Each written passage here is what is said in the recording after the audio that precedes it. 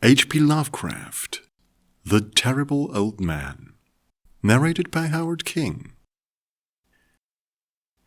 It was the design of Angelo Ritchie and Joe Zanuck and Manuel Silver to call on the terrible old man.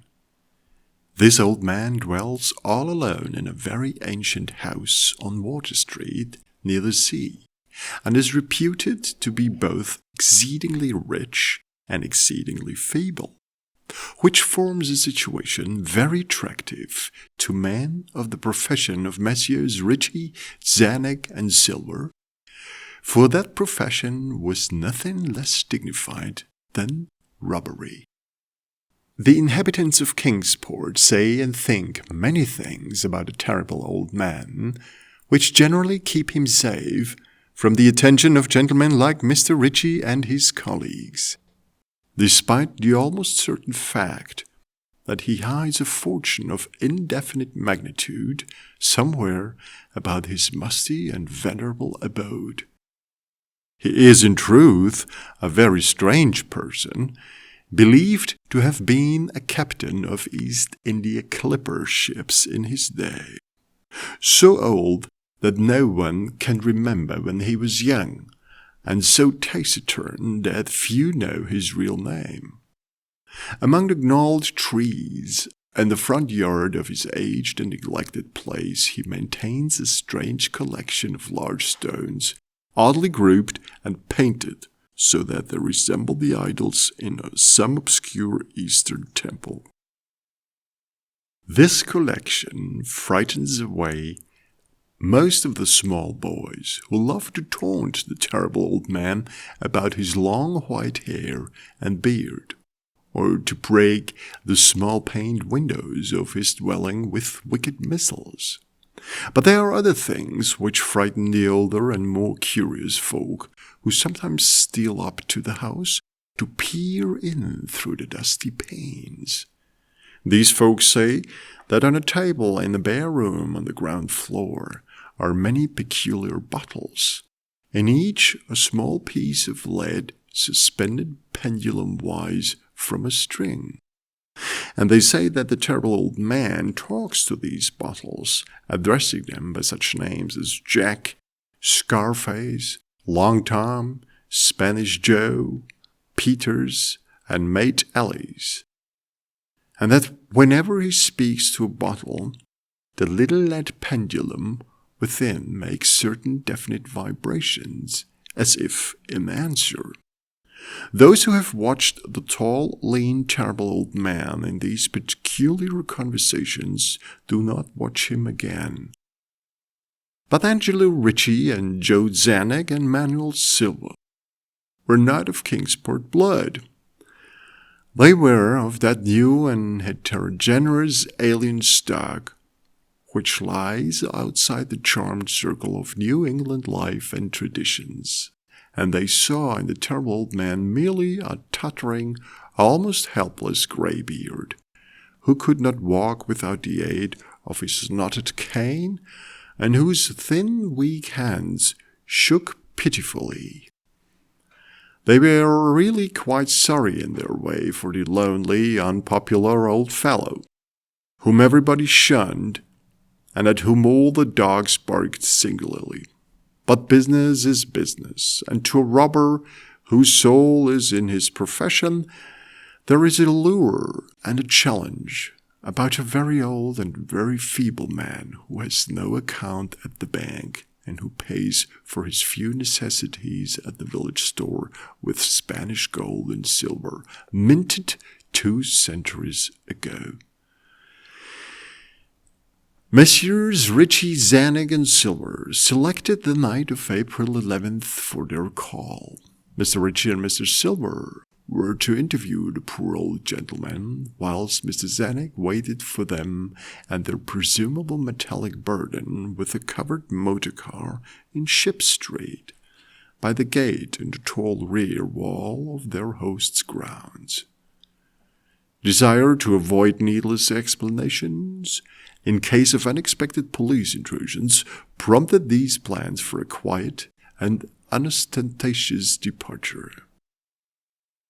As prearranged, the three adventurers started out separately in order to prevent an evil-minded suspicions afterwards.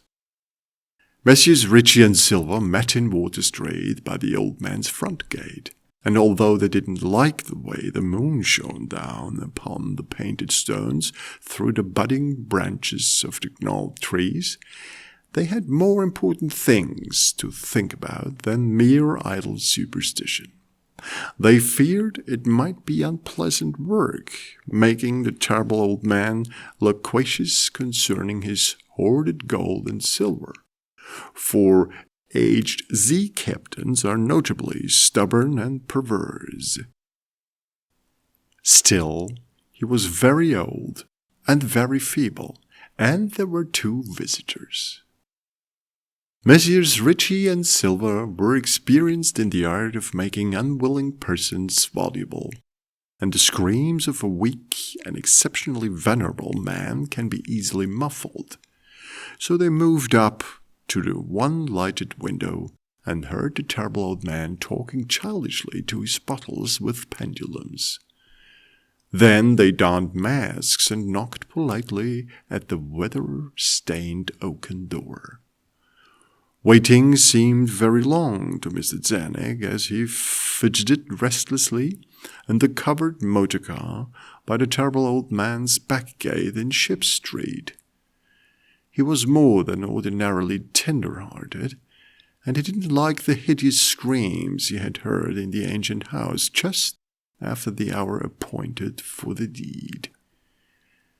Had he not told his colleagues to be as gentle as possible with the pathetic old sea captain?